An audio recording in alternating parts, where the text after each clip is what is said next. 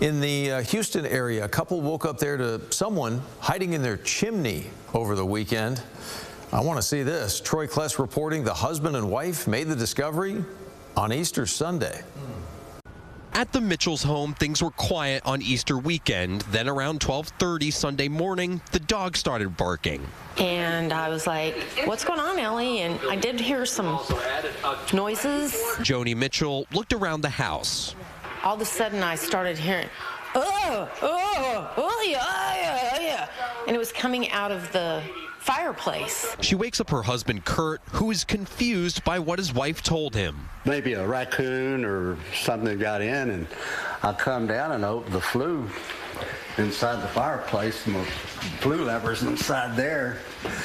And this guy was speaking Spanish, and he was freaking out. The couple called 911, and Houston firefighters came in to knock the wall down brick by brick. When they broke into it, the front fell off, and there was his face and his shoulders. The man stuck in a space no bigger than 2 square feet.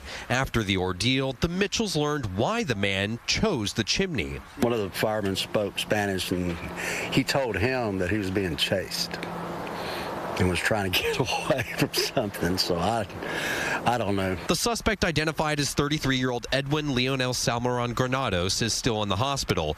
The Mitchells have their own pain to deal with, patching the wall, hopefully with the help of insurance. It's a pretty good company, so I'm hoping they will, but we'll find out here shortly. So I hope we got to pay for it because that looks expensive. Usually we hear about men in red suits sliding down chimneys, providing gifts, but a real unexpected visit from a possible intruder left a mark. I've never, ever heard anything like this before. It was crazy. Mom always said some stories, if they're too hard to believe. That was Troy Kless reporting. The Harris County District Attorney's Office says the 33-year-old man will be charged with burglary of a habitation, despite his claim.